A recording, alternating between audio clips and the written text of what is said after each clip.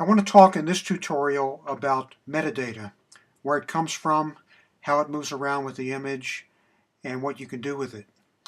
It means data about data. The first data is the actual picture data, the pixels taken by the camera, and the second data is data about that data that describes those pixels in some way.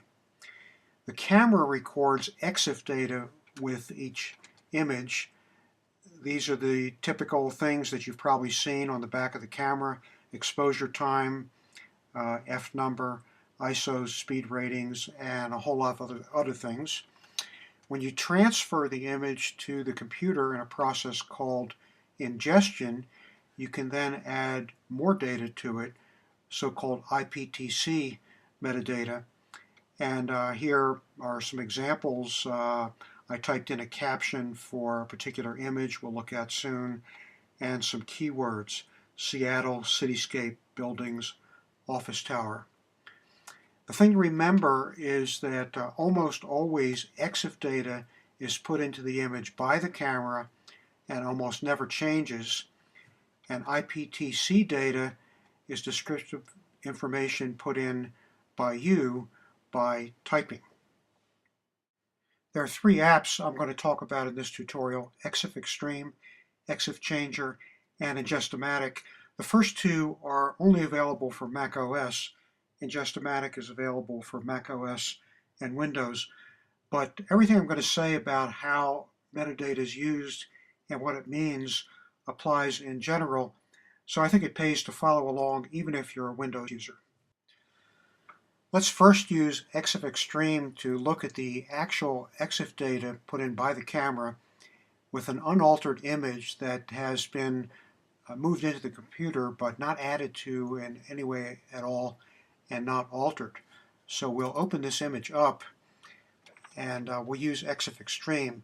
This is the ultimate EXIF viewer. It really shows all of the EXIF data that's there, including a lot of obscure fields that we will never deal with, many of which we don't even know what they even are. Here in the second group is the EXIF data itself, and there's a lot of stuff that we do recognize, like the camera model name, moving down, the dimensions of the image, f number, exposure time, ISO, the make, but there's a lot of other stuff here. We're not really sure what this is at all. The raw image segmentation, sensing method, strip offsets. So you don't really usually need to deal with all of this, but EXIF Extreme is the tool to use if you really want to find out what is there and you don't want to miss anything. Usually we're going to deal with smaller chunks of EXIF data in much more convenient forms. To bring the image from the card into the computer, or even if the camera is connected directly, you use Ingest-O-Matic, another one of my apps. And here what we see is a preview. This image is still on the card. We haven't ingested it yet. And there are some fields here to type in IPTC metadata, which we'll do soon. We haven't done anything yet. With the image selected, we can see down here some of the EXIF data, like exposure time, f number, focal length, make, model, lens model. If we click this eye icon, we can see a lot more of it. And if we scroll down past the macros as used by Ingest-O-Matic, we can see the image metadata as shown by Mac OS. A lot of stuff here. All of this was also shown by EXIF Extreme. Here it's arranged a little bit differently. Here's some stuff we definitely recognize: focal length, f number. Maker's notes are here for Canon, which is what this is. So we can inspect all this. We don't necessarily need to do anything with it, but we can inspect it. Now let's identify the image by typing in some IPTC metadata. The caption was something like this.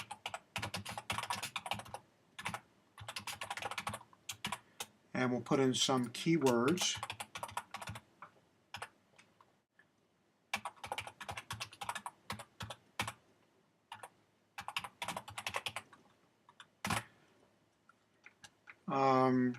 the title.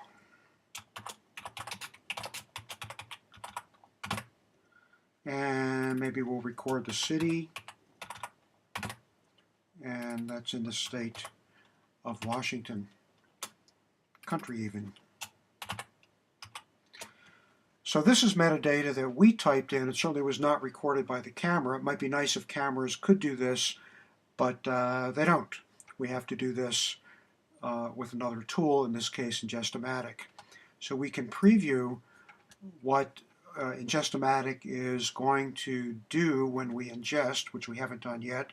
And we can see here is some metadata supplied automatically by Ingest-O-Matic, such as copyright notice and byline. We didn't type that, but here's what we did type: the caption, the keywords, the title, the state, country, and the city. Now we'll ingest. So Image Ingester has ingested the image, and there's a post-processing app that Ingest-O-Matic uses to show us what happened after ingestion. In this case, it's just the preview app. We can bring up the inspector in the preview app. We can see the EXIF metadata that's there, general metadata, TIFF metadata. But what we don't see is the IPTC metadata. We don't see the caption, the keywords, the city, the state, any of that stuff.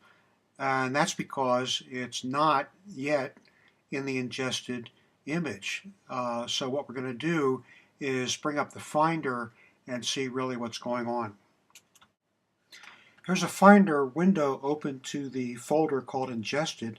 That's where Ingest-O-Matic put the ingested image. This is the ingested image copied from the card, and next to it is a file with the same file name but the extension XMP. That's a sidecar file that contains the metadata that we type, such as the caption and the keywords. And the reason why it's a sidecar file is that Ingest-O-Matic does not write directly into raw images. That's a safety thing. We really don't want to tamper with the raw images. Very few, if any, vendors really define what that format is, and it's just not safe to write directly into the image. There's still a way to do it, which I will show you later, but generally speaking, you don't want to do that. So let's open up this XMP file. It's a text file, and see exactly what's inside.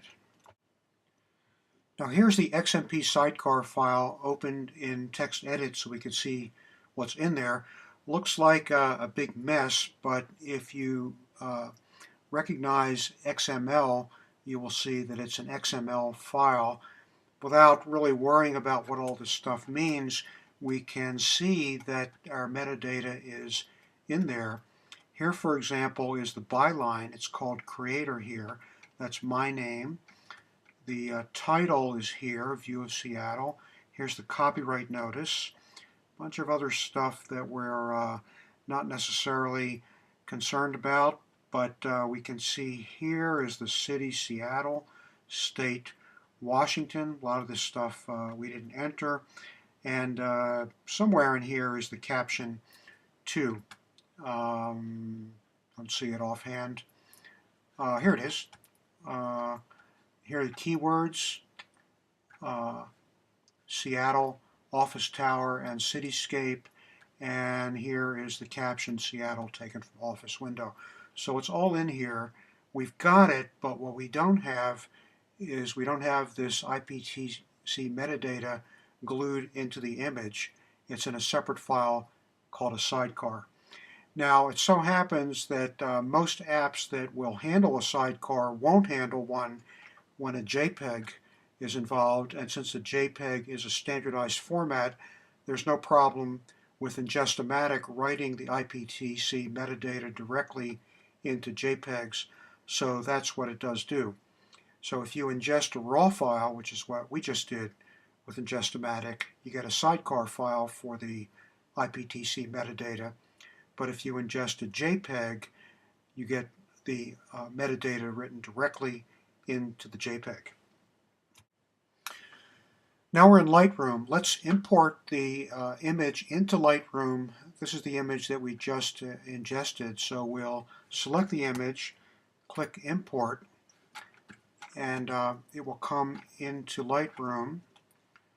We'll select it, and then we can see the metadata as seen by Lightroom. Now you see Lightroom has picked up the metadata in the XMP sidecar. Here's the title, here's our caption. This is the EXIF metadata. That, of course, is in the image. Artist is what was put there for byline, same as creator. And the keywords are there too. They're picked up by Lightroom. So all of the metadata in the sidecar was picked up. It's still not in the image, though.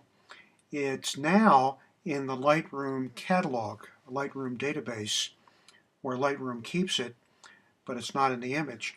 If we make any modifications here, for example, if we want to change the title or the caption, those changes will go into the Lightroom catalog. They won't go into the sidecar. There's a way to copy them into a sidecar, which you won't go into. But generally speaking, any changes we make here to the IPTC metadata goes only into the Lightroom database. But if we export the image out of Lightroom and arrange for the metadata to be there, it will all get combined into the exported JPEG. So let's do that.